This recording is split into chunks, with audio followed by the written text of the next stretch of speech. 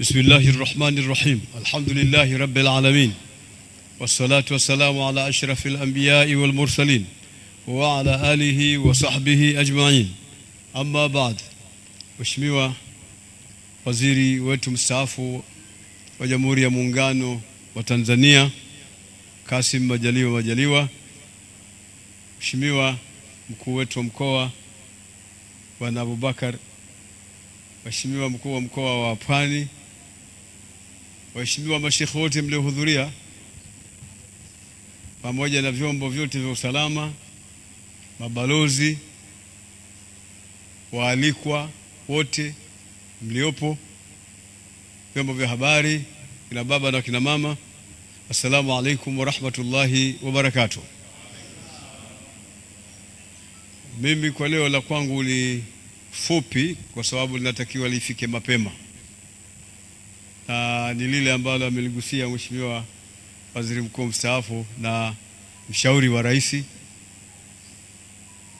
Dr. Kassim Majaliwa,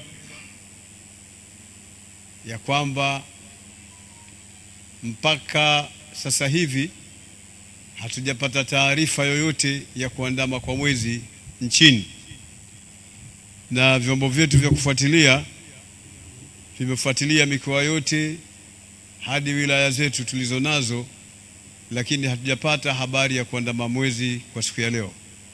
Kadhalika hatujapata mwezi taarifa zake Zanzibar. Muda mfupi tu ofisi ya mufti wa Zanzibar imewasiliana na mimi kunipa taarifa kwamba mwezi haukuandama, na wao wanaingia katika mitambo kwa ajili ya kwenda kutangaza kwa mwezi haukuandama. Kadhalika tumewasiliana na Kenya ambao tunashirikiana sehemu tatu hizi, Kenya, Tanzania bara na Zanzibar, juu ya masala ya mwezi. Wao hawakuona, na pia walitangaza mapema siku mbili kabla ya kwamba mwezi hauwezekani kuonekana kwa siku ya leo. Kwa hiyo tunatangaza kwa Waislamu wote Tanzania kwamba mwezi haukuonekana. Tunaendelea kukamilisha siku 30 kesho, na leo tarawehe inaendelea kama kawaida, na tunataraji biidhnillahi taala Mwenyezi Mungu atupe uhai mrefu na atupe siha kamil.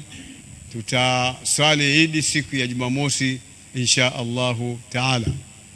Taarifa hii tunaitoa rasmi kwa Waislamu wote, bali kwa Watanzania wote, ya kwamba mwezi haukuonekana, na hiyo ni khairi na ni rehma, kwa sababu zile siku za khairi na baraka zinaendelea kupatikana. Baada ya maelezo machache hayo, niseme wallahu waliu tawfiq. Wassalamu alaikum wa rahmatullahi wa barakatuh.